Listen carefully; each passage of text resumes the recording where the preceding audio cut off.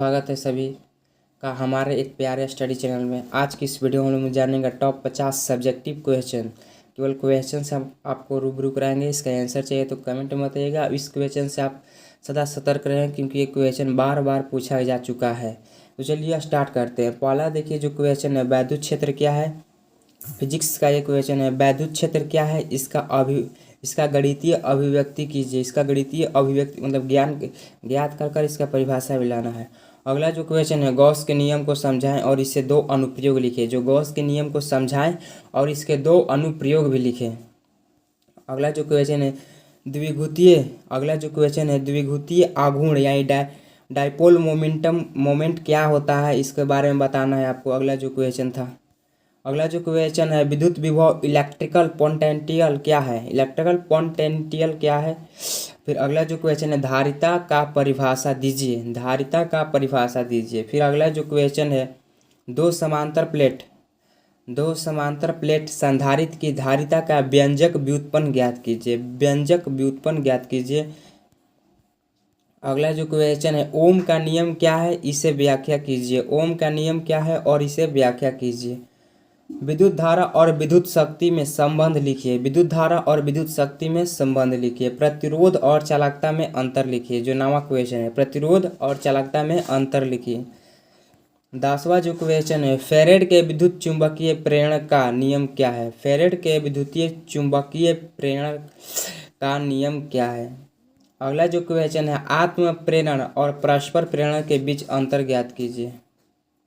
12वां जो क्वेश्चन है, वो लेंज के नियम क्या है। ये मोस्ट वीवीआई है, इसे आप कहीं नोट कर लीजिए। फिर प्रत्यावर्ती धारा और दिष्ट धारा डीसी में अंतर बताइए। प्रत्यावर्ती धारा का औसत और आरएमएस मान कैसे प्राप्त करते हैं, उसके बारे में आपको बताना है। आरएलसी परिपथ का अध्ययन कीजिए।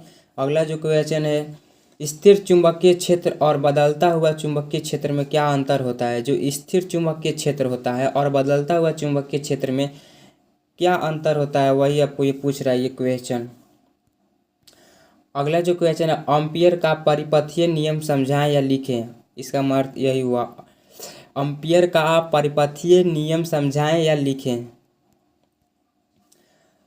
सोलिनॉयड में चुंबकीय क्षेत्र की तीव्रता कैसे निकाली जाती है, वो पूछ रहा है। फिर अगला जो क्वेश्चन है, प्रकाश का व्यतिकरण क्या है। यंग के द्विच्छिद्र प्रयोग समझाएं।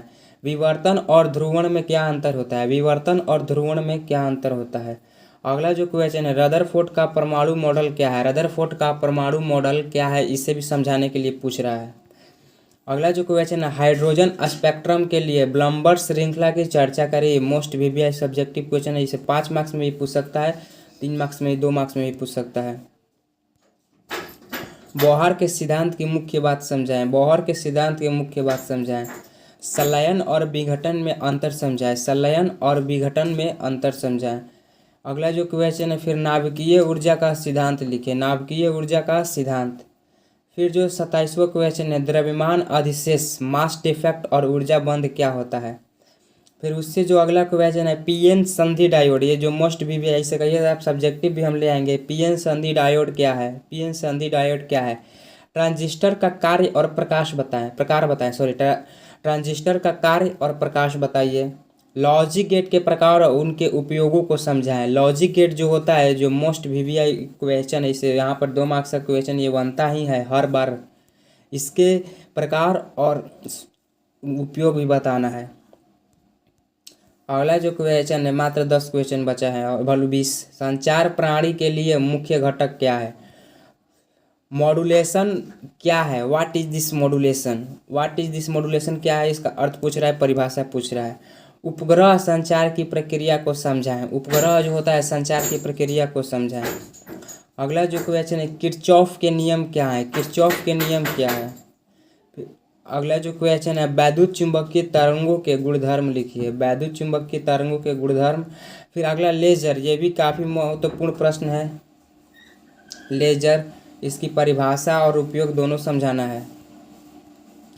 प्रकाश और द्रव्य की दैत्य प्रकृति का वर्णन करें। प्रकाश और द्रव्य की दैत्य प्रकृति का वर्णन करें।